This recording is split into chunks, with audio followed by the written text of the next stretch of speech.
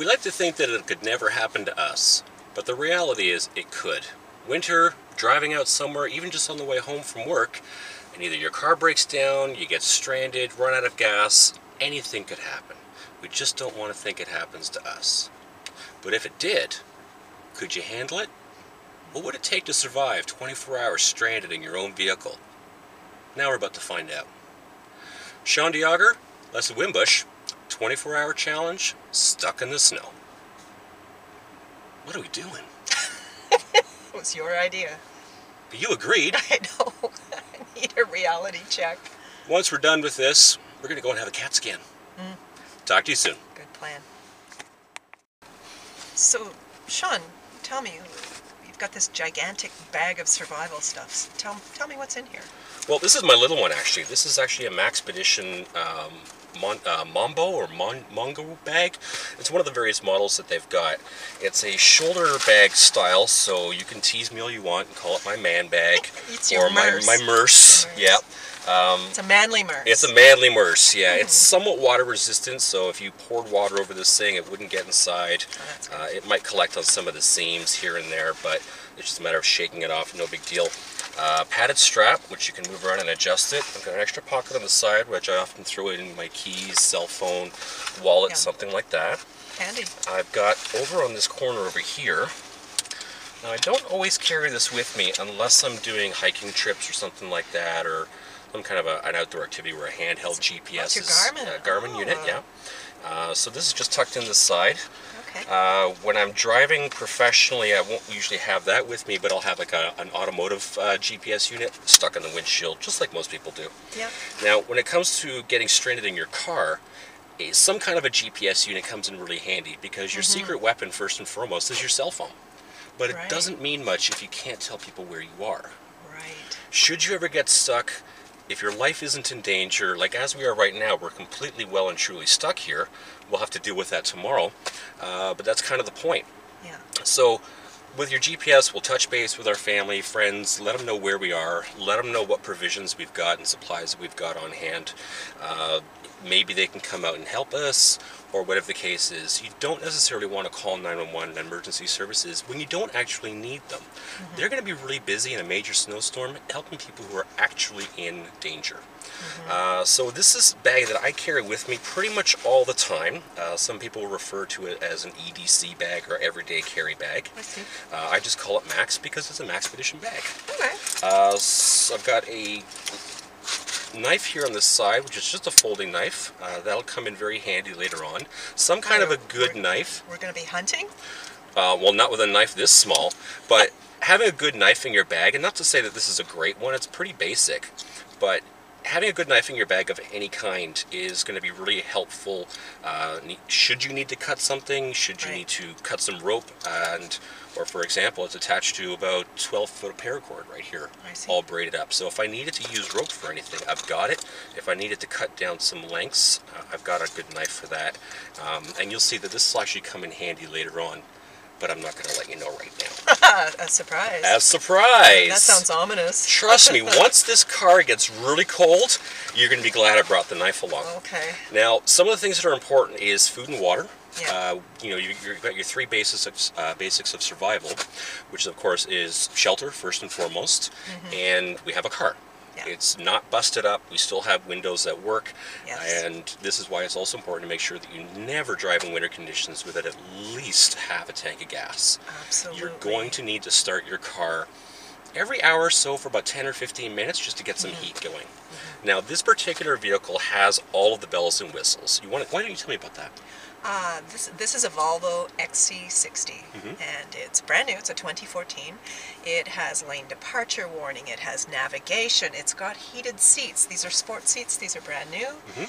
We don't have to worry about being in an accident, but if by chance we had been, the seats can break free of their tracks. They're guaranteed to help you with whiplash. Now, don't these ones have the anti-submarine feature? So if you have a head-on collision, the seat rotates somehow, so you don't go under the belt? Yeah, it somehow moves off the track. Force is dissipated throughout the frame of the body of the vehicle as well to get it away from the occupants. Well, Everything's designed. We're going to have to thank Volvo Canada for this one. No kidding, hey? That's awesome. And I think we've got satellite radio, so if we get sick of listening to each other, we can listen to the tunes. We've got air filtration, so I mean we're out in God's country here, so we don't have to worry about clean air. We've got that. Yeah, yeah, we've got that, but we're going to get really cold really quickly. We're going to get very cold. So fortunately there are layers and layers of all sorts of insulation in this vehicle. There's foam insulation inside the body structure of the vehicle. So we're going to be warm for a while. Until we run out of gas. Until we run out of gas. We've got a full tank, right? 3/4? Half? A little more than half. A little more than half. So Yikes. let's, yeah, about 3/4. 3/4. So hopefully that's enough. Yeah. Now, if we do run a little bit low, we need to start conserving a little bit more. I've got some backup options for that, and we'll find out later. Okay, excellent. Now, some of those are actually in this bag. So when we're getting back to the essentials for survival, we've got our shelter, we've got our vehicle. We don't want to leave our vehicle. No. A lot of people figure, okay, well, you know, there was a gas station just a few miles back, and a lot of people make the mistake of saying, you know, I'm just going to grab whatever I've got, and I'm just going to make that walk. And in a huge blizzard scenario, it's very, very easy to get disoriented, and you won't know where you're going. You can't really see where you're going, and before long, you can't find your way back to the vehicle. And there have been countless number of cases where people have died of hypothermia or exposure because they left the vehicle. So we're staying put. Okay. So the idea is, how long can we handle being in this car? And the idea is just for us to be able to handle at least 24 hours. And that's where some water comes into play. Okay. This bag's got a nice little water bottle pouch on the side here. I've actually got a couple of these because we kind of knew that we were going to do this. And at least there's a water bottle on the side here for that. We've got a top pouch on top, which has, they call this an administrative pocket. I guess you can kind of see why. Goodness, yeah. You can't really see it through the camera perhaps, but I've got some medication, some spare batteries, some pens. I've got a bottle of hand cleaner and sanitizer. I have another little flashlight here. It's just a little LED flashlight that uses a single AA battery, which is nice. And I've got a spare battery for that. Body spray. Now, I don't need that for survival, but it does come in handy for my line of work where I'm driving 18 hours a day or less perhaps, and who knows if something gets a little aromatic inside the vehicle or your body gets a little sticky or something like that. Let's pray we don't use that. Yeah. We don't need that. I've got it's good to know we've got it. Yeah, I've got a little quick lighter here. Yeah, okay. I've always got a couple of these, and they come in really, really handy because should you ever have to start a fire or light a candle or something like that, you've got them. Yeah. The only problem with these little disposable lighters is if they're cold, they won't work. Yeah. Okay, so you got to keep them warm. In this scenario where we're parked right now, I would be very, very tempted to take this out of here and put it in your pocket. Exactly. Yeah, Put it in my front pant sense. pocket and use some body heat to keep Same it with warm. batteries for cell phones and whatnot. Exactly. I've also got a couple of chapsticks here. They come in really, really handy for good. any kind of a winter scenario because your lips are going to get kind of, crunchy. Yes. So that's just on the outside of Sounds that like you're one. prepared. Were you a Boy Scout? Yes, I was. I was. I'm not surprised. I also spent some time in the infantry, so being in very cold temperatures in the snow was it happened. Yes. As well as a number of other places. Now the top pouch here just is what I use for my electronics, charging cords, a camera, a memory card reader, MP3 player should I get really bored, and I might have to use that later on tonight, just in case you start snoring. Now, that's a possibility. Yeah, it is. Gloves, really, really warm gloves. I don't drive with these because it doesn't give a great grip, but I do always keep these handy, so I'm going to hold those for a second. I've also got a snowmobile balaclava. Good. So if I ever get stuck anywhere or have to go for a walk and it's cold, I know exactly where I'm going, then I've got that. That can try and keep me warm a little bit. Make a little trip to the woods, the little boys' room. Yeah, well, yeah. If you got to go and ease some relief from the old bladder, you don't want to do it in the car, but you could if you had to. And we'll talk about that a little bit later. There's some ways of doing that for both male and female that makes things a lot easier. Wool socks. Gotta have them. If your feet get wet, you're going to be cranky and uncomfortable, and it doesn't matter what kind of socks you're wearing. Putting on a dry pair is really, really handy. It's good for the morale as well. It is. It really, really is. Nice Let's see here. Big pipes. Now, it seems a little bit silly, but baby wipes are great for cleaning things up. And let's face it, life gets messy. That's right. Now, these are interesting. These are actually emergency bivy bags. Bivy bags. Bivy bags. What's So a bivy it's bag? like, it's kind of like a sleeping bag. Okay. Okay, but in and of itself, it's a shell. Like bivouac? Yeah. Oh, I see. Okay. This one's actually made from SOL, S-O-L, Survival Outdoors Longer, and they're kind of flimsy. So you don't want to try and slide into them with your boots on, or you'll rip the seam, and you won't be able to keep your heat and your body warmth reflected back into you. Okay. You ever see those look like tinfoil survival blankets? Yes. Well, I happen to have one of those too. But these are similar, except it's an actual bag that you slide into. Ingenious. So it's easier to keep the heat good. in, and as you can see, they fold up really, really small and roll up. So I've actually got 2 of these. And these are something that anybody could easily keep in their glove box or their trunk. You know, Like they that take up no space no room, and whatsoever. it's No very, space at very all. light. You can, you can hide this anywhere in your car. Be it in the compartment in the door, the glove box, center console. Throw it in the trunk where your spare tire is in your toolkit for your tire. That's a great idea. They take up no space whatsoever. And I think a lot of people are realizing with the the climate change, the way things are happening, and the recent cold spell where a lot of us were without our power for days, it's made people think about stuff like this. Well, unfortunately not well enough, because we hear about all the news, and if you remember the snowstorms that hit, all over North America in 2014, people lost their lives, people got stranded, people abandoned their vehicles, tens of thousands of people had to abandon their vehicles. Even just not too far from here, the roads got shut down in a bad blizzard, and 400 people had to be rescued and brought to shelters just to keep warm. It wasn't a matter that they were bad drivers and got into a crash. They just shut the roads down around them. They had nowhere to go. They had no choice. Nowhere to go. And if you're prepared, it can help you. It makes things a lot easier. Yeah, it makes things a lot easier. Gives you a better chance. One of the other essentials of survival is food. Food.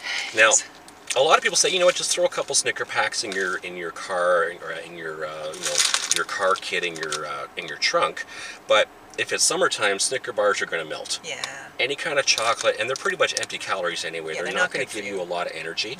Where these energy bars, meal bars, these things are great, and I've actually got well over a dozen of them here. Okay. All right, so really, I've got enough calories in there to help keep you warm, give you some energy. Get rid of the cravings just a little bit. Yep. And in this case, I've probably got over 2,000 calories available for us if we get the munchies. Good job. I've also got another pocket here where I've got my glasses. I don't think I'm going to be needing those anymore. And hot packs. Hot packs. These things are absolutely phenomenal. They're wonderful. 6 hours of heat? Yeah, easily. You just crack them, put them in your socks, or maybe not in your socks, because some of them can get really, really hot. Yes. You don't want them directly against your skin. You can put them in your mittens and keep your hands warm, things like that. I keep those in my glove box. These are great, and again, they take up no space at all in your vehicle. You'd be driving even a smart car, you've got space for these. Let me hold those for a sec. Let's see, I got a Sharpie just in case I have to leave a message for anybody. And multi-tool. Now this is a Swiss Army model, but Gerber makes some great ones, Leatherman makes some great ones, and they're absolutely phenomenal for any kind of basic little minor repairs. If you blew a hose and that was another the knife, some pliers, can openers. You could have some, non-perishable food cans in your car. You might not be able to heat up the contents. Right. There are ways of doing that, but they're not really recommended for being used inside of a vehicle. As far as, you don't want to start a fire in your car. No. And that's really what it would take to heat up a can of food. Right. Not a great idea. Carbon monoxide poisoning is a concern. Right. So no big open flames. Maybe a candle is one thing, but not an open flame that's big enough to actually start and warm up a can of food. Now, survival whistle. It's ugly, it's obnoxious, it works. Okay. I'm not going to blow that whistle in here because we'll both go deaf. It's that loud. It's piercing. Okay. It's absolutely piercing, and you don't have to get necessarily one like this, but if you need it to signal for help, and that's what it's for, it's a signal? It's the signal for help should we need it. It's not to drive off wild ferocious animals or anything like that? Well, It in would a work. different scenario, if you got stranded in the woods in the summertime, you've got black bears around, that's more than annoying for them. They will more than likely go away. That's good to know. It is good to know, yeah. I mean, we are in bear country. Yeah. So, yes, it's wintertime, and we're not likely to have that as a concern because they should Okay. be hibernating. Yes. It also has a button cell compass on the top there. You can I see that, yeah. So it comes in handy just trying to orient yourself and figure out which way is up and down. Okay. Now, the problem with these compasses is that they are actually very susceptible to being affected by metal. So if I just move this toward, you see how it moved? Yes. The water bottle is metal. Okay. Okay, so it changed its heading because it was near a metal object. If I move it away, it'll change. See? Oh, very neat. Okay, it's Okay, changing yeah. just a little bit there. If I move it towards the airbag, it's changing even more. Okay, so they are susceptible to interference from Yeah. metallic objects or radios or things along those lines. That's Okay. just something to keep in mind. For example, if you're trying to take a reading, if you've got a big heavy metal belt on, you don't want to wear it anywhere near that. Right. And that's Okay. pretty much it for this particular bag. Just tuck those back in there. Hopefully we won't need these later, but we've got them if we do. So having a bag like this, you can carry it with you pretty much anywhere. So this is my Merce. And that prepares you for just about any eventuality. Pretty much. Yeah. Now, Okay. if I were completely on my own, this would easily last me, as it is, probably a day or two. Okay. Okay, Yeah. and that's just assuming, of course, I still have my shelter. Right. If I didn't, then obviously hypothermia is going to be a much, much bigger issue. Yeah, then you'd get out I and start. don't have enough in here to last that long.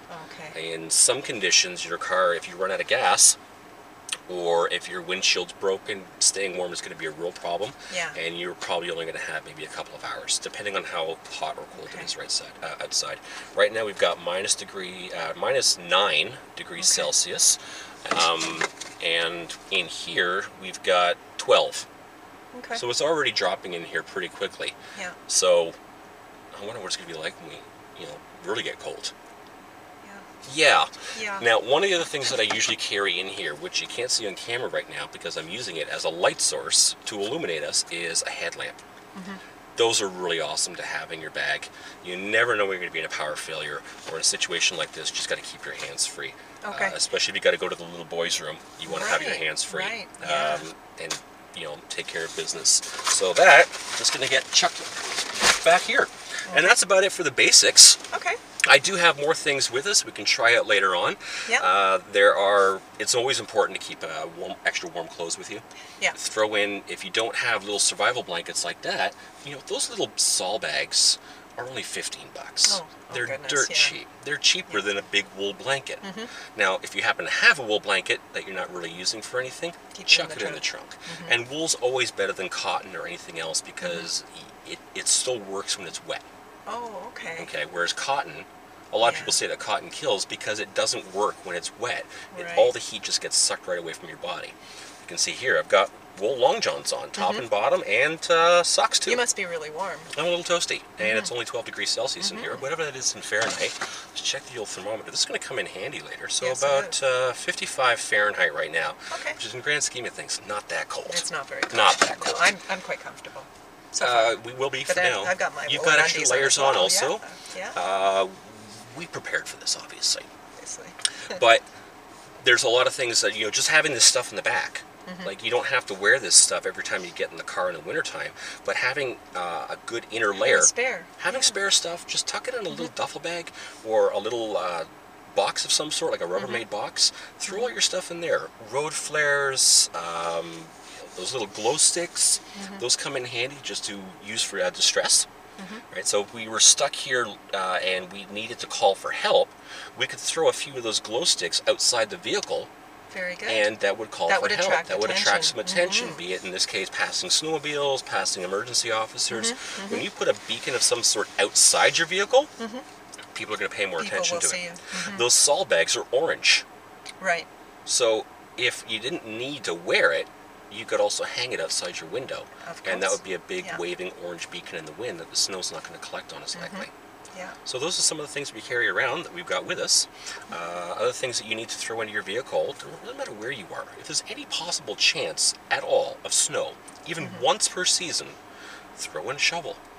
throw in some salt, like a bag of salt, Yeah. or non-clumping clear litter, or gravel, or sand. Yes. It helps add a little bit of extra weight to the vehicle, better grip. Mm-hmm. But you can also use it to dig yourself out. Yes. See, now if we were really smart, we'd get the shovel out of the back and dig ourselves out. Are we that smart? Apparently not. No. We're still sitting here. We're still sitting here. Remember, when this is all over, CAT scans, both of us.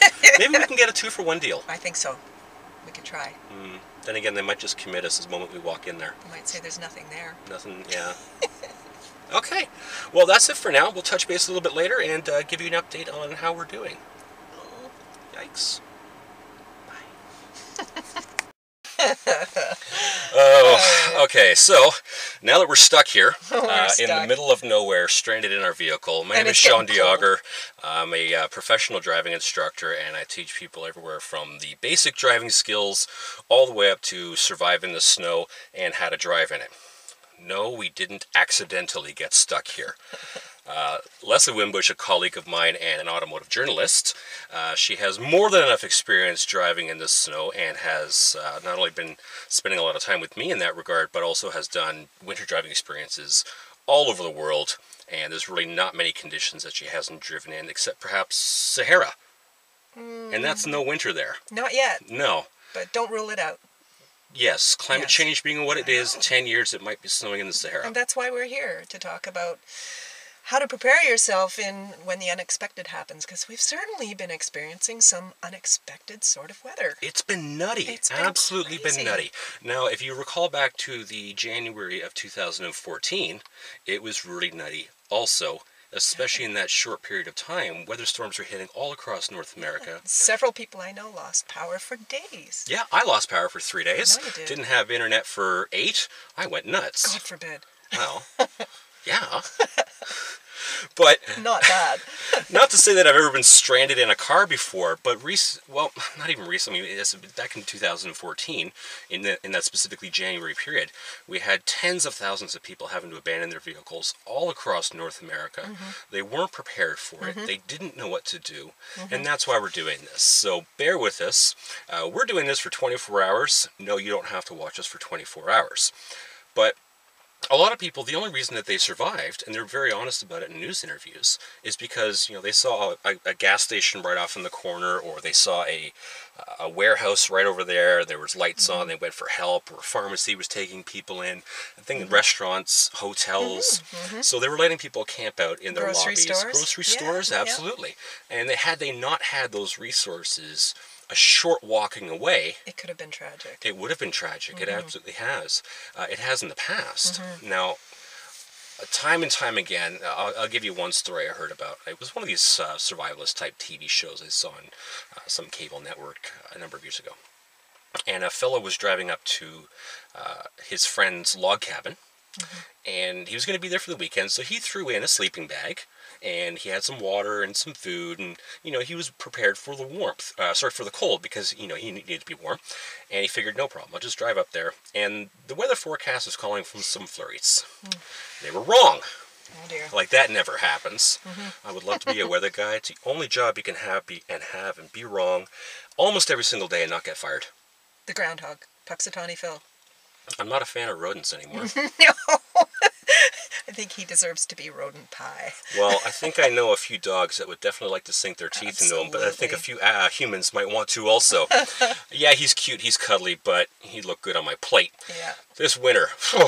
Anyway, I'm an animal lover. I'm kidding. No, really, I'm kidding. Now, anyway, this guy was heading up to his friend's cabin, and the weather forecast was wrong. It was calling for a few flurries, and the weather came in, and it was a full-on blizzard from hell. And he figured, I'm not going to make it. I've got to get there fast. So he took a shortcut, one that he didn't know and he wasn't familiar with. And sure enough, he got stuck. Yeah. Now, because he had some essentials in his car, like a sleeping bag, which is a great thing to add, an absolutely great thing to add. And he had big winter boots, the whole 9 yards. It was going to be a winter camping thing, basically. So he was able to survive. How long was he in his car? 3 days. Oh. 3 days stranded in his vehicle, and it wasn't for the passing of a couple of snowmobiles that found him. Yeah. Right? And it was quite random that they literally fell upon him and they were able to find him, and that's how he was That able to could have survive. had a very sad ending. It could have been horrible, and other situations in the past have been quite horrible, where, say, a couple gets stranded in the snow, and one of them, it's a blizzard, one of them walks off to try and find some help, which is a huge, huge mistake. He ended up getting lost, and ended up succumbing to exposure and hypothermia in a snowbank, not all that far away from the car. Well, the lady who was with him said, I've got to go and find him, something's wrong. So she went out looking. She was found alive a week later. But we're not ready for this kind of stuff. And, there's no excuse to not be ready for this kind of stuff. And you just need a little bit of preparation and planning.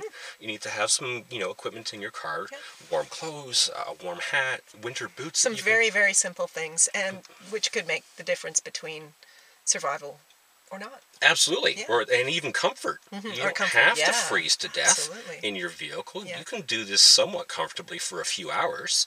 And most people can handle a few hours. But once things start getting really, really dire, when you run out of fuel and you run out of heat, well, you can still stay warm in your vehicle because it's out of the wind. You're not actually exposed. Well, a car passed by. It would have been nice if he asked if we needed help. And this happens. People don't even necessarily know that you're here. This vehicle happens to be white. It's camouflaged in a snowbank. And if it were a huge blizzard out tonight, there'd be no way. People could be passing 4 or 5 feet away from you and not even know you were there. So what are we going to do about it? Well, we're actually going to go through some things that will help you keep warm in your car and help you survive. You could be here for 3 hours. You could be here for 3 days. So thanks for listening, and stay tuned. We'll talk to you again soon. So, Shaun, we've been in the car a couple of hours now, and it's getting rather cold, right? Yeah, I've lost track of time, and the sillies are starting to kick in. I think it's been more than a couple of hours. It's 9 o'clock in the evening? I don't know. Is that it? I think it's about 9 o'clock in the evening. All I know is it's really cold in here. Okay. And it's down now to, freezing temperatures, so 32 Fahrenheit or 0 Celsius. Okay. I know that it's minus 16, 15 outside, and that is... right about here where it says stupid cold. Stupid cold. Stupid cold. Stupid cold. That's about 8 Fahrenheit. Okay. That's pretty stupid cold. So you have you have something that's going to help with that cold now. You've got something. These little tea candles, which you can buy in bulk from say grocery stores and IKEA. I have a large bag from IKEA. Yeah, you buy them in bags of about 50, and they're pretty cheap. They don't cost much at all. But each one of these little guys will burn for about 3 or 4 hours. Now, it's not going to bring the heat in the car back up to comfortable, but it can certainly slow down the rate at which the car cools. Okay. As they are. Now, if you want to light 1 or 2 of these, just rest them on the dashboard or whatever. Okay. Make sure that you're not going to accidentally knock it, obviously, for the fire concerns. Yeah. They don't put off a whole lot of light. Okay. And it's a really small flame, so you don't have to worry about carbon monoxide poisoning or anything like that. And they don't use up much oxygen. Exactly. Right. Exactly. Okay. Not that we have to worry about it because we're not encased in snow. We can always open the window if that's Always an issue. open the window, yeah, you can just crack it just a little bit. We don't have to worry about it just because they really don't put out any carbon monoxide at all. That's going to affect our lungs. Okay. So it's not like we're going to have that final sleep if we inhale all of this. Yeah, I don't really want that much of a reality factor to this exercise. Yeah. I mean, we're going to get tired and fall asleep eventually, but it's not because of this. Okay. We'll hopefully wake up. Now, to make it a little bit easier and more comfortable, we're going to take a pop can. Okay. And I'm going to turn this into not only a lantern for light, but also to help radiate the heat towards us. Okay. Versus just going everywhere all at once. Right. So I've got to start off. Remember I was talking about that trusty knife earlier? Trusty knife, yeah. There you go. So I'm going to start filleting this open. And carefully, I hope. Yeah, you got to be really careful with this. Do you have a first aid kit? I guess you would. Yeah. Yeah, okay. So again, knife safety, always cut away from you. This way that if you do slip... That's a serious blade. Well, it's only aluminum also. I mean, you could probably cut through an aluminum can with a butter knife. Yeah. That first initial cut with a butter knife, though, wouldn't be terribly good. No. So, kind of start about maybe 1.5 centimeters down from the top. Okay. Just start cutting it along horizontally, as you can see, like that. Okay, all on the top. Make it a little bit bigger. And that should be... You kind of want to go all the way around, halfway around the circumference of the can. So you got our cut up top. And now, we're going to do another one at the bottom. Again, about a centimeter, centimeter and a half, or say half an inch. Again, being very slow and careful that you don't slice open your finger. I mean, having a first aid kit is one thing. Having to use it is quite another. Not a fun experience. Yeah, we don't need to add any more drama to this. Yeah, things getting kind of real already here with the temperature dropping as it is. And fighting off the cold is becoming a little bit more of a problem, obviously, as it gets colder. Had a couple of little invigorating visits outside. Yeah, well, being able to pee outside is one thing, male or female. Doing it when it's, what was it, how cold did I say it was? Stupid cold? Stupid cold, yeah. It makes things a little bit more difficult and certainly not enjoyable no matter what type of plumbing you have. Okay, so about halfway around both the top and the bottom. You've cut a little door in it. That's what you've done. I'm basically making a little barn door. So now I'm going to go through the middle. This is very interesting. Yeah, this is the dodgy slice, so you got to be a lot more careful with this one. Especially since you've got it in your lap. Yes, that would be a very unfortunate place to get a slice, wouldn't it? Now, this is where scissors off of a multi-tool would be good. Yes. My particular multi-tool does not have scissors on it, but some of the other ones do. That's too bad. I have a Swiss Army one at home, multi-tool, with scissors. Now put the knife away when you're done so that you don't accidentally shift and slide and puncture yourself in the buttocks. I've got a little bit of fluid in there. I want to get rid of that really quickly, so let me just get rid of that. I'm just going to pause the video for a second while I do that. Yeah. Well, look at that. Yeah, it's like a little barn door type thing. Now that I've got all the fluid out of it, obviously I had a few drops left in there from when I was drinking this earlier. So basically created like a little, well, it's a little lantern, and all the heat will get forced out towards us. So if you can just hold that for a second carefully. It is sharp. It's got its little wings open. Yeah. So we're going to light this up. And this lighter's been kept nice and warm because I kept it close to my body. If these things get cold, they don't work very well, if at all. And I think any smoker realizes that. I'm just going to let that burn, get a little bit of heat going on in there. Yeah. I'm just going to put that inside. Okay, isn't that something? Okay. And as that burns inside, all of the heat will be emitted towards us. And that'll make things a little bit more comfortable. Now that is going to... It's not catching very well, but it is it's very cold in here. It just needs to melt that wax just a little bit. So we're just going to put that aside. Let that burn. And that will provide us with a little bit of heat. Now obviously you got to be very careful when you touch that later. It's going to be very hot. Is it? Yep. Let me just give that a little bit to settle and keep going. So there's one of the ways you can... If you have another pop can, you can make a couple of these, and it'll just help the heat come towards us versus just getting completely sucked away from the candle itself.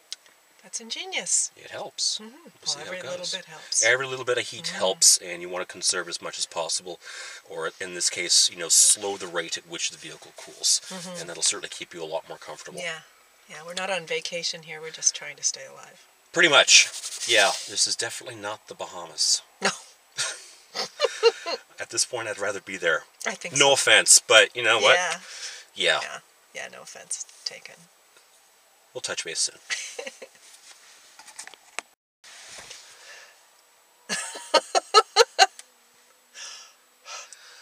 I can blow rings.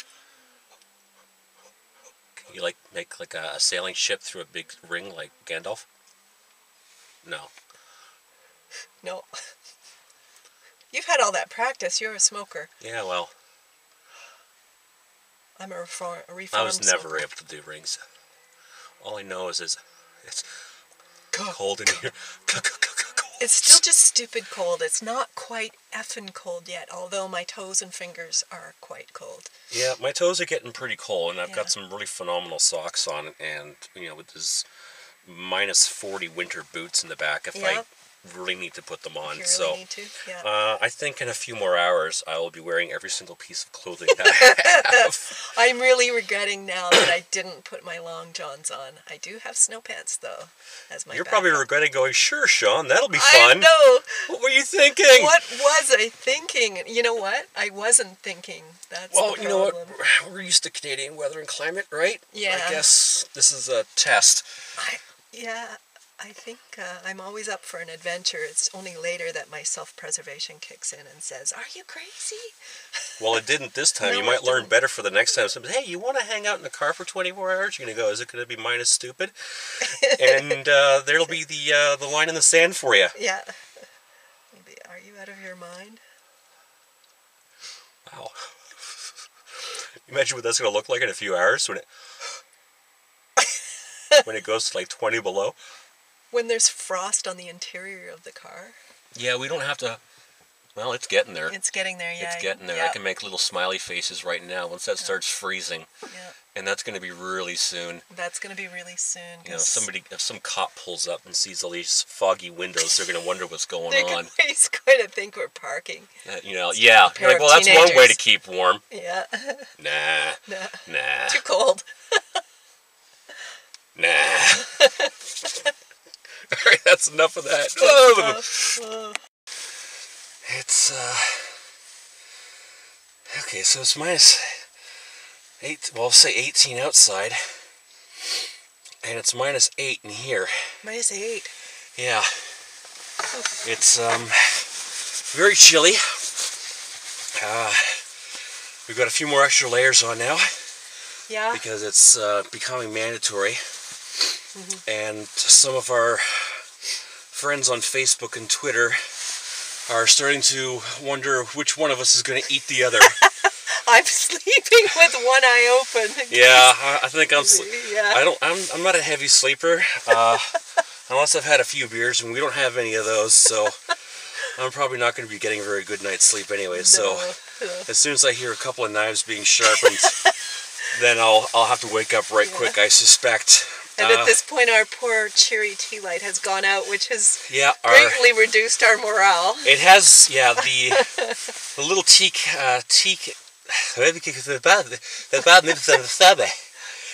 The face is getting cold.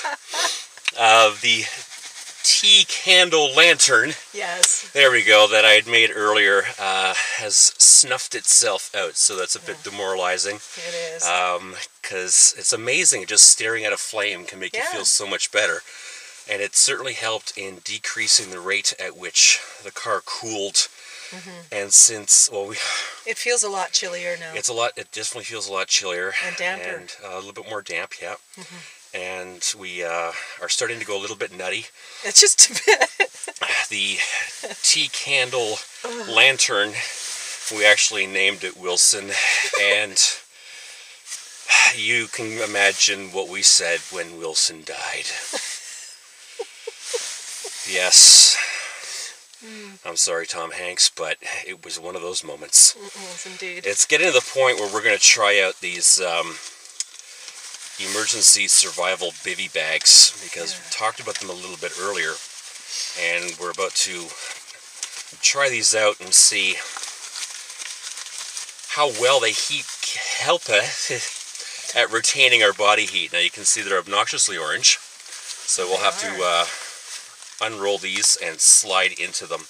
Now, unfortunately, you have to take your boots off, because if you try and put your boots on, or keep your boots on while you slide into these, you'll blow the seams, and that kind of defeats the point of trying to keep your heat in. So we'll see how these work out. Do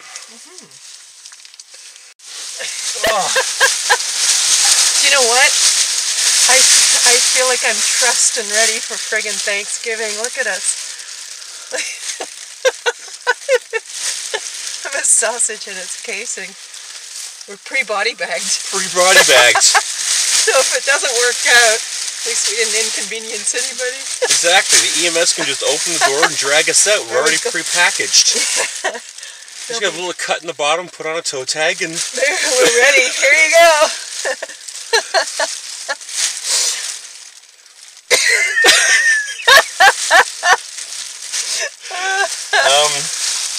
all right. Okay. Well, I don't know about you, but I mean... I'm feeling warmer. Yeah. Yeah, my feet are starting to warm up. And we don't even have shoes on now. I mean, No. we've still got our socks on, but... Yeah. Not bad. Not bad. Well, not bad for $15. I mean, this is something that could easily save your life. And the size of it, it's not going to inconvenience anybody. You saw how tiny and compact those were? Yeah. You know, little tiny bag. That'll fit in your glove box. And hell, box. 2 of you could fit in one of these things. Yeah, you could. And yeah, I mean, in a pinch. Yeah, so that size. That's pretty awesome. That's fantastic, yeah. And, I mean, what we're wearing...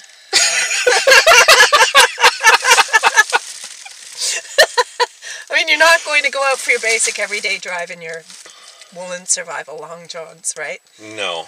But having these, you know, rolled up as they come, and just leaving them in, you know, the trunk of your car or glove box. You just forget about them and... Yeah, pretty much. Be very thankful. They'll always be there when you need them. Yeah. And not a bad little thing at all. No. You know, you usually drive around with 3 or 4 people in your car, put 3 or 4 of them in your trunk. Yeah. That's not bad at all, I must say. Not bad. No. Now, we may have actually raised the warmth in here by all the effort that it took us to get into them. No. Not even close. Is it minus effing cold yet, or what is it? It's getting pretty close to minus effing cold.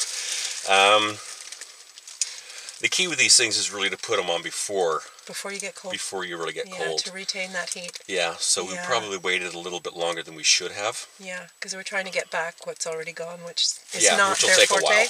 Yeah. Yeah, okay. It'll take a while. I mean, we're still putting out heat, so it'll take a while We're not dead for us to yet. feel comfortable in it. Your legs are shaking. Jeez. You could thread a sewing machine needle with your knees right now while it's running.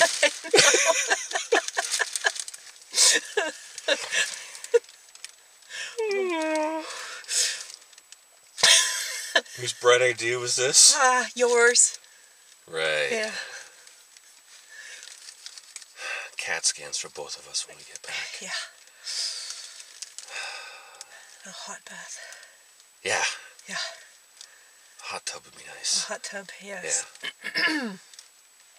And, try not to think of Fiona by the fire in that warm bed. I can't believe she did that. I can't believe she It's sent so me a cruel. picture of a nice warm fire. Hey. I'm going to have a word with her about that one. I know. Way to rub it in. My cats are probably curled up on my pillow right now. Yeah. Wouldn't mind one of those in here right now. I know. Kind of tuck it in there on your lap. I know. Crinkly kitty. Oh, that sounds rude. Ooh. Actually, more than just rude, just sounds wrong. That sounds wrong. Oh man, I think we need to relight Wilson. Yeah, I think so. Get another candle going in there. Yeah. Just don't knock it over this time. Okay. Alright, I'll take care of that. You wouldn't have to go out there, you know. You just Yeah, if I had a catheter going on right now, I could just sit here and go.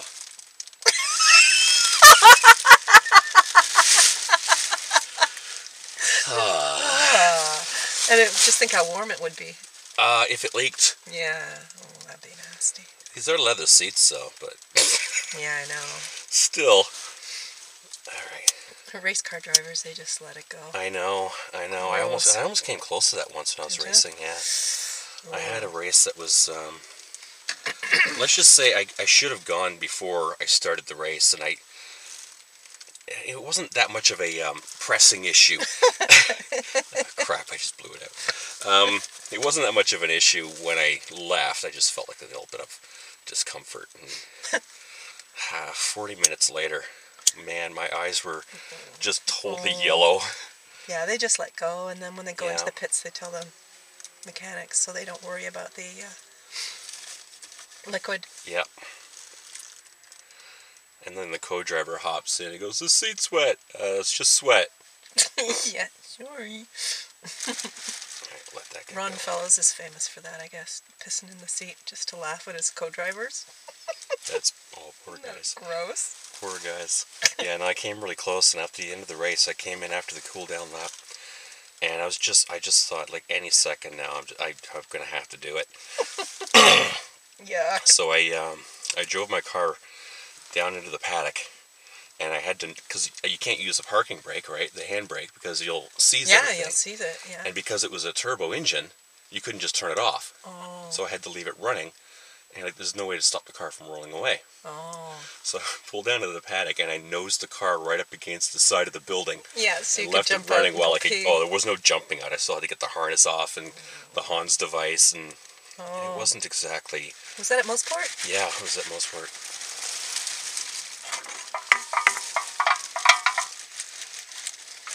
My feet are still cold.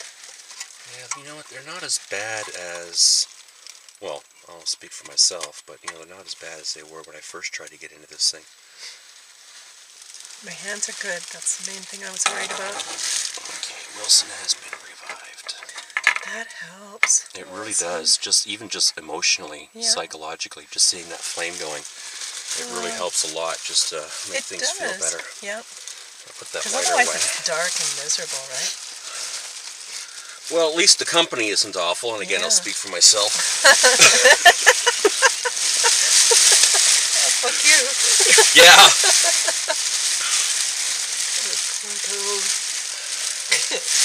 You know, you could actually get your boots in here. You just have to be super, super careful about it. I think they won't. Yeah, I think it's easier Because just to rub them. It's so easy to rip it. I don't think the boots helped. I think that they're just warming up now that they're closer to the rest of my body. If that makes sense. Yep. Yep. Alrighty.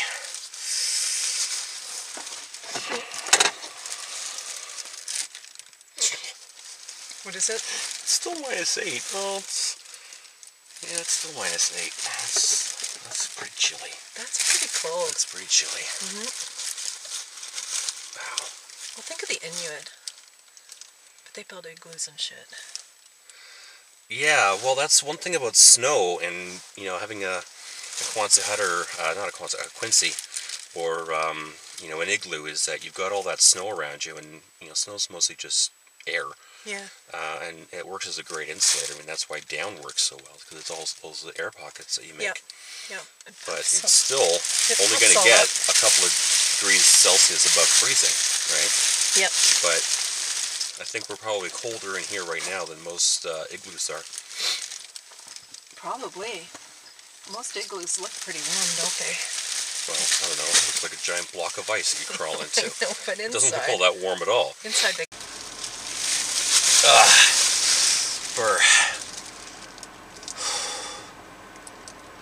It was 1 o'clock in the morning. -18 outside. -10 in the car. We've gone 6 hours since we last had the engine running. It's pretty chilly. These emergency bags are absolutely amazing for the size of what they are and how much heat that they're keeping in. Yes. My feet are the only things that are cold. Yeah, my toes are pretty chilly. Yeah. We haven't had any signs of hypothermia at any point, really, which is pretty notable considering how long we've gone without the engine running and how cold it is in here. So that's good. No tremors and some definitely silly moments. Okay. Those snowmobilers? They were nuts. Come on, they were. So we had this moment a little while ago where we're wrapped up like stuffed sausages here. And we hear these snowmobiles going by off in the distance, and we can see their headlights bouncing towards us. And we're both kind of glancing over it. And without even thinking, Leslie goes, "Yeah, they're nuts." And we just started pissing ourselves laughing. Like, it was definitely a laugh out loud moment, and I think had we laughed any harder, we probably would have peed our pants. We would have peed our pants, except it was... That would be momentarily warm. That would have a certain moment of warmth, yeah, as it filled up our bivy sacks and went right down to our feet. Hey, that would have warmed the toes! It would have warmed the toes. It would have been nasty. Until it froze. Ugh. So we're just warming up the car here for a few minutes. In general, you want to try and, you know, if if you've got to, you've got to warm up your car for about 10 or 15 minutes every hour, just to make sure that you stay comfortable. You don't have to be crazy and wait 5 hours like we did. 6. Trying to 6, yeah. 6 hours, okay. yeah. And then again, when you're having this gear was what made it, even remotely close to being tolerable. Yeah, it wouldn't have been possible without, I don't think. Well, it would have been extraordinarily difficult, I would say. I mean, with these temperatures outside and inside, if we had no equipment whatsoever, then we would be getting pretty close to dire straits. Yeah. Like, if there was no emergency help available, 911 is busy and ringing off the hook, and they say, we'll get to you when we get to you. See you in the spring. Yeah. We probably would be in a very, very serious situation if we didn't have the equipment that we have here on board. And it wasn't with much. It's just a few extra clothes and these bags, really, and that's all we've really actually had to use. The headlamps have come in very, very handy, especially when it comes time to go for a tinkle outside. Literally a tinkle in these. Yes, then the tinkles can quickly turn to icicles at these temperatures. That's not an icicle you want to snap off. No. So all in all, I'd say we're doing pretty good. So far. So far. And we'll get rescued sometime tomorrow once everything is said and done. Yeah, I can't wait for a hot shower and a nice hot shower, hot chocolate, coffee. Yeah, coffee, a hot coffee. Would be really nice. Yeah. Warm socks would be really nice. Yeah. And you're going to slide back into your cocoon. Yeah, and letting my feet warm up a bit because they're like icicles. Yeah, they were getting really cold for me too. I wasn't losing feeling in them or anything like that, which would have been not a good sign. Yeah, mine are totally. Yeah, so you're getting to the point where you're almost getting frostbitten actually. Yeah. So we're kind of pushing ourselves maybe a little bit longer than we should before we got into these bags. Again, these things are for retaining heat, not trying to restore heat. So as soon as you realize that you're in trouble, you should be slipping into one of these things. So yeah, slide back in there, and I think it'll be time to try and stretch out and get some sleep. Yeah, that's possible. Well, I didn't say it would be a good sleep. No. But it's definitely time to hunker down. We really should have had Fiona hook us up with catheters and leg bags, because the prospect of going out there to relieve myself is not an attractive one by any means. Nope. Now, actually, that brings me to another point when it comes to having to relieve yourself. Obviously, it's something that you can do in the car if you absolutely have to. For guys, this is really, really easy. We've got the benefits of exterior plumbing. Yes. For ladies, it's obviously a lot more cumbersome unless you've got a very, very large peanut butter jar. An empty one, obviously. Now, there are little things that you can get which make it easier to urinate. For women, they're called shiwis or things along those lines. Look them up online. For the outdoors type woman, you probably because we are not demonstrating them. No, sorry. we're not. That's not something we're going to put on camera. No. Now, the other thing about peeing into a bottle is that you've basically just made yourself a hot water bottle. Oh, lovely. Yeah, well, I mean, it's not the most flattering thing, but you know, if you need to absolutely keep heat in a life or death situation, you pee into a bottle, and then you just open up your coat and stick it inside your jacket with you, and it's a hot water bottle, at least for a little while. Yeah. So it's just something to not overlook if you're ever in dire straits. Let's put it that way. Not the most convenient thing to do, but it's certainly a viable option for staying warm. Yeah. And there you go. I think we're gonna sign off and see what happens to us throughout the evening. Yeah. Yay! Yay. Brr. Bye. Okay, time to get ready for some shut-eye and pack it in for the night.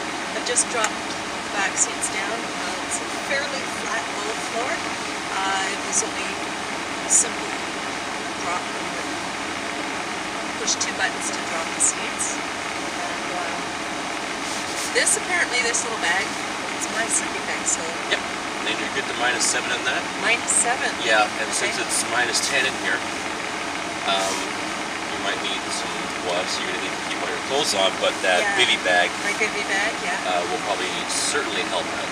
Okay. You may have noticed we turned the heat on to briefly warm up the car because we've gone 6 hours. 6 hours, yeah, with no heat here. So And it got pretty chilly. it got pretty chilly. So, again, general rule of thumb, run your car for 10 or 15 minutes every hour, so just to keep comfortable. We were able to go 6 hours without doing that, but it's definitely time, considering it's minus 18 outside. Which is why you keep a full tank of gas in the winter. Never Yes. let it get Yes, and our gas is still really, really good, obviously, because we weren't using it at all. So we've got really no concerns that way. And the temperature has come up in here to 11 degrees now, Celsius. That's balmy. So it's, compared to what it's been like just 15 minutes ago, I know. it's a lot more comfortable in here now.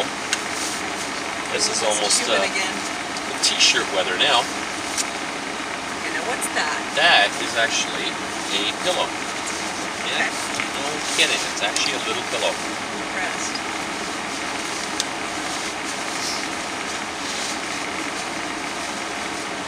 And then I'll have to get my bag out of my tomato bag there. Recipe bag.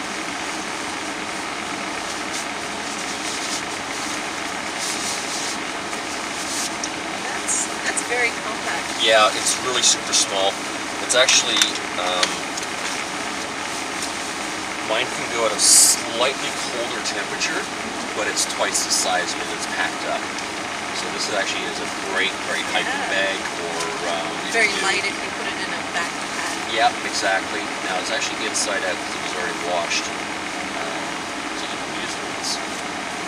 But I'm able to flip that in the right way.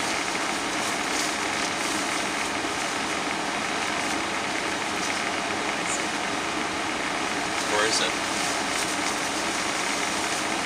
No, it's the right one. Yeah, it is. It is the right one. So it's already set up. All I'm going to do is slide into it. Oh, clothing bag for dirty laundry. Yeah, as you can tell, I do a lot of camping trips. Here's your emergency bivy bag. And I don't know if you want to use a pill or not, it's up to you. At this point, any little bit of comfort comes in handy. Yeah.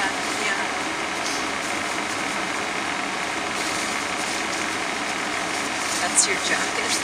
Yeah, that's another inner layer, yeah. So you can wear that on its own for maybe right down to freezing. And it's so small and light and compact, you can easily wear that underneath, any other coat.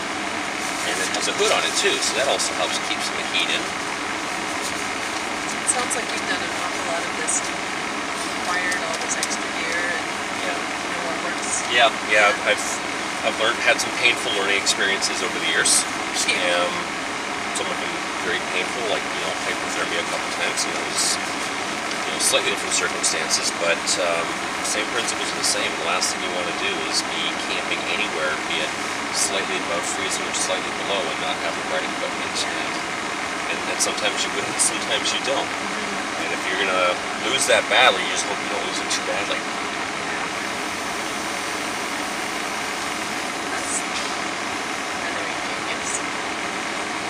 Yep. And I looked a little soft, right? Because nobody likes a hard pillow.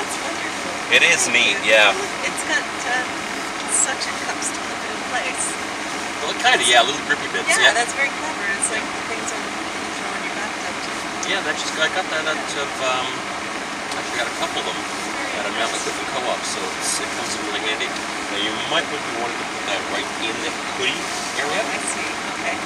Because that hood part's going to actually go around your head. I see, okay. So it's more like here. And that's an actual hood, just like a hood jacket. It'll go right over your head. Okay. The design of the bags are just basic mummy sleeping bags. So they've got that hood part that comes over, and if you want, there's a little bit of a drawstring. You can draw it closer and stop the heat from coming out. Body yep. Okay. And that helps significantly. Alrighty. Well, you can keep working on that, and then once you're done, then I'll start getting mine out. This way, we're not in each other's way, and hopefully. So you slept okay? I he slept some. Yeah. It's about 8 o'clock in the morning, and it is about -14 outside, and it's not too bad in here. We had the car running for a little while now. It's a couple degrees above freezing. It got down to -11 last night inside the car. Yeah. So I couldn't wait any longer. I was just lying there going, I gotta pee so badly. So I kind of had to get up and take care of that. So probably woke up a little bit sooner because of that than I wanted to. But yeah, I'd say all things considered, we survived the night fairly well. As you can see, the seats are dropped down in the back there and both rolled up into some sleeping bags. And Leslie stuffed her survival bivy sack inside her sleeping bag so she was able to stay reasonably comfortable. I think that's what really warmed up my feet because they were pretty icy. It was pretty uncomfortable. Yeah. But you know Let's turn something? that down. When this slipped down, or if the sleeping bag opened even like A little bit. a little bit, You've oh really my felt it. goodness, you really felt it. Your Yeah. entire body would start to, yeah. So you started getting the shakes throughout the night when it opened up a little Yep, bit. yep, Yeah. Okay. So absolutely. that's definitely the starts of hypothermia. Yeah, that woke But me up. you were able to get over it when you closed everything back up again. So Yeah. it definitely goes to show that without a little bit of the proper gear, we would be ceased. Yeah, I don't think we would have made it. No. Like, No. not at all. No. Without. I mean, you gotta have the sleeping bags and Yeah. or some really warm woolly blankets that you can wrap up in. Yeah. Sleeping bags are ideal because even if you have woolly blankets, Even those wouldn't they cut don't it. seal it, right? They No. don't seal the heat in as much as you would really like to have. I kept waking up to get a firm grip on the drawstring and close it because every time it slipped, it would let air in. Yeah. And that was it. Yeah, or rather, it's letting the heat out, Okay, yeah. right? And that's Yeah. the sleeping bags are the best way to go. Like some good cold temperature sleeping bags. Yeah. A couple of these Arctic, or not Arctic, but emergency survival bivy sacks are just. They're worth way more than they cost. I can definitely affirm that right now. Yeah. And you said these are about $15. $15, yeah. Good Lord. Yeah, I got these down at Mountain Equipment Co-op, and I got a lot of my gear down there. So it's a small little investment can really be the difference between, you know, a slightly uncomfortable night and very dead. Very dead. Yeah. Yeah, because that was the kind of temperature that, you know. Oh, it's unsurvivable. Absolutely. I mean, for the several hours that we were, because we had temperatures that were, you know, below 10, below 11 Celsius in here for hours and hours and hours and hours. And if you're unable to get out of your vehicle, or if it's in a blizzard and you can't find, you know, you can't see, you know, salvation just right there, you just can't leave your car. You'll be dead in a snowbank within minutes. Yeah. And it went down to a -18 last night outside. -18. You know, you can't survive that for more than, I don't know, maybe 10 minutes outside. Yeah. And we were able to deal with that for, how many hours has it been now? 14, 15 hours? 15 hours. 15 or so hours inside the vehicle. And it was right nippy. It was. And this is the third time we have started the vehicle for warmth. Yeah, you know, and that's pretty amazing. That is amazing. We've only started the car 3 times. We've run it for about 10 to 15 minutes and each. mostly for comfort. You know, we could survive without it, but it's just, you know, you kind of need a break from the unrelenting discomfort. And this is why it's so important to have, you know, a lot of gas in your car in the wintertime. Yeah. I mean, we're only just down to half a tank now, and we've got many hours more to go. Yeah. But at one point at some god-awful hour of the morning, I was starting to get the shakes just a little bit, and you're like, okay, you know what? And I think you were awake at that point, and you're like, you know what, how about a little warmth? And you're like, yeah, I think so. Yeah. And I only ran the car for about 10 minutes, and that was just enough to make us a little bit more comfortable. Yeah. So that's really all it takes, is just a few minutes, and this is a pretty big vehicle to heat up. It's a big vehicle. Mm-hmm. It would have been nice to have something a little bit longer so that I was more comfortable. Yeah. I mean, you were doing okay, but I had to sleep on a diagonal. Did you? So at some points we were playing footseat. I don't think we even realized it. I didn't even notice. I noticed her and like, wait a sec, that's her feet. That's funny. I'll wake her up. So for me, a little bit of a longer vehicle that I have Would like a have bed I been- can lay down in yeah, would have been yeah. great, but you know, I can't complain too A much. minivan. Yeah, Yeah. I wouldn't have been really wanted to heat that much space though on the other side of the coin. I know. Like that's a lot more volume of air to try and keep warm. It would have been, you know, I think we would have just passed the night had we done this with a hatchback. We wouldn't have slept.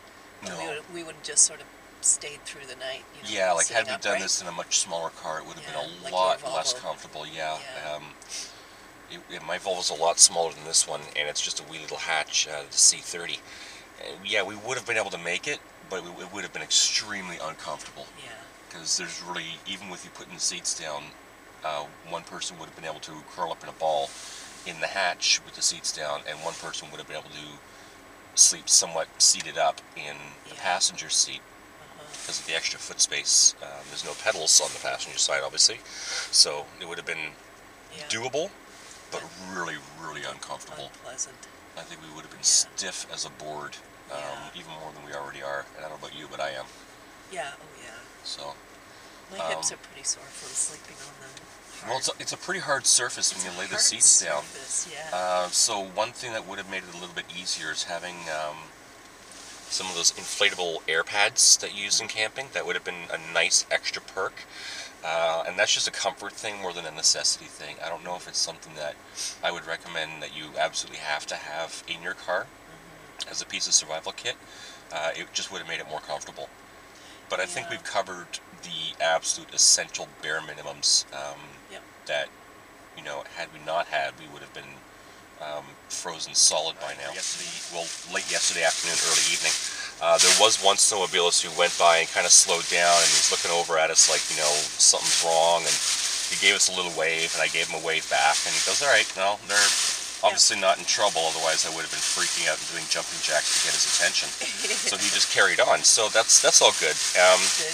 That was during the daylight, though, before it got dark. Everybody who passes at night couldn't even see us. I mean, we're in a white vehicle, we're parked against a white snowbank on a white, you know, patchy part of a field area off the side of a road, and nobody even saw us. No.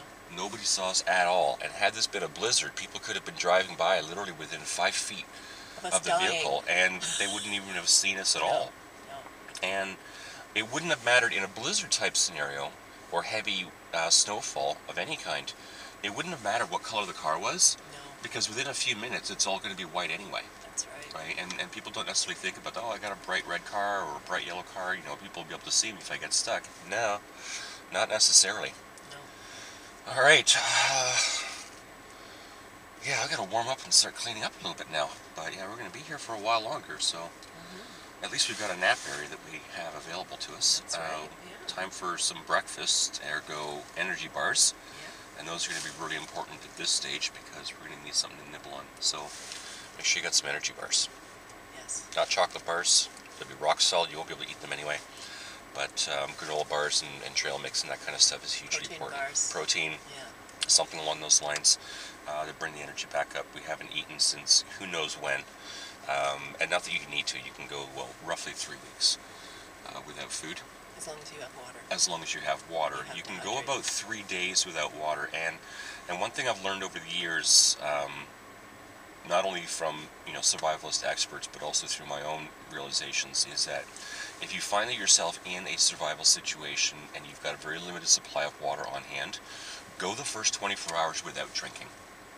And what that does is it kind of puts the body into a conservation mode of fluids. And after that, maybe get about 18 to 24 hours in, start sipping at your water slowly, and then your body's kind of in a conservation and salvation mode of its water supplies, and it's not as bad. If you start guzzling water in the first 12 to 18 hours, your body needs it a lot more, and that you can easily run out. So we've got a couple liters of water here, and that could easily last us, if we're cautious about it, you know, a couple more days. If you go We're not staying here a couple more days. No. The exercise is over after 24 hours.